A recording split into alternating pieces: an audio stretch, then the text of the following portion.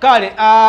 lero giweze emyaka 6 bukyanga omukyala amanyiddwa nga Harriet Sache ava ku bulamu bw'ensi eno era nga yaleka abaana yaleka n'omusajja kale abasajja bo newankubadde kale yaleka bangi naye nga RIP omwana muwala amanyiddwa nga Harriet Sache oyo truly missed mu entertainment ya Uganda. Nzijukira akayimba ke yakuba akasinga okunyumira ebisero nali no nkyasoma ne bannange nange enkuze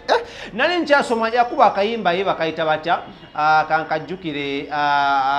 kanvudde mutwe kale kali kanyumira nakayimbirako nonno ne girlfriend wange akayimba aka Harriet Sache naye kale kanvudde mutwe naye nga bambi happy birthday eri omukyalo newankubadde yatuva ku maaso era nga njagala okwongera okugamba happy birthday eri the beautiful Karo Kasita tewampisa ku birthday party simanyi oba wagikoze oba tewagikoze naye wandibadde ompita. Karo Kasita ono yazaalibwa mu mwaka gwa 1989 era nga kati aba aweza emyaka gy'obuto 32 the beautiful Karo Kasita myaka mito nnyo era sagala mukisusse musinikire muli ebinnyo nga ijjammwe temujogera mukoma ku 25 so sagala mutumanyi nange nonkuze era nange Karo Kasita ali akazaalibwa noyita emyaka ng'etaano awo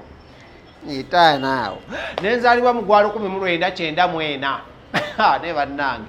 olwoba ng'omanyi omwaka gwe wazaalibwamu oba omanyi emyaka gyo naye buuza omuntu wazaalibwa mwaka ki agenda kugamba n'emyaka 25 nga tamanyi yazaalibwa. So ngajja upon yourself my friend one of my best friends mu entertainment sector amanyiddwa nga Karo Kasita tujja kwegwako awotera okwegwako twebongeko naye nga webiri kale kantuseko amannya abamawulire ga mwana muwala Brown Sugar ne mwana mulenzi amanyiddwa nga Taata Sam ono ba comedian basusse okuba naye banne bakaba basajja banyuma indeed bakaba basajja banyuma kati Taata Sam mujjukire munno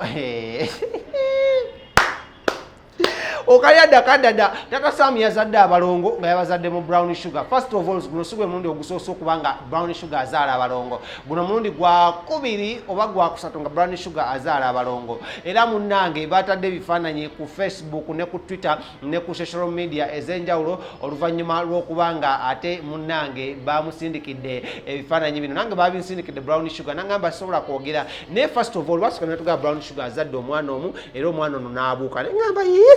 Brown Sugar yazadde omwana yazadde premature kiki kati emboozi evaawa Taata Sam emboozi eno gyeva si papa omugagga atandika okubanga asupportinga Taata Sam ne Mama Sam comedy emabega eri nga bakava mu katusekemu comedy nga bafunyemu obutakkaanyawo ne management ne bakola ekyawe Taata Sam ne Mama Sam bamala obasupportinga n'abagulira emmotoka that was 2017 n'abateekamu akasente awo studio ne bagenda mu studio eyo eyali esangibwa e Namugongo eyo nnono gye beesanga ne mwana muwala Brown Sugar. Little did we know bunno Brown Sugar we yatuuka ewa Taata Sam bw'ati oba Taata Sam yatuuka ewa si papa nananka okubanga yeetegereza mwana muwala ono amanyiddwa nga Brown Sugar nga amwetegereza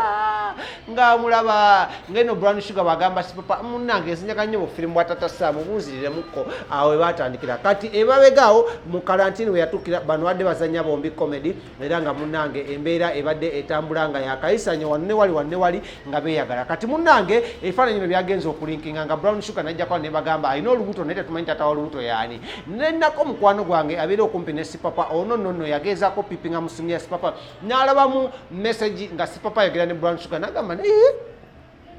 bano bayawukana tebayawukana mujjukira interview ya Brown Sugar gye ne batuusaako Brown Sugar n'atugamba era movinga on ayina omusajja omulala ne tugamba okay fine waba ayina omusajja omulala no worries kati munnange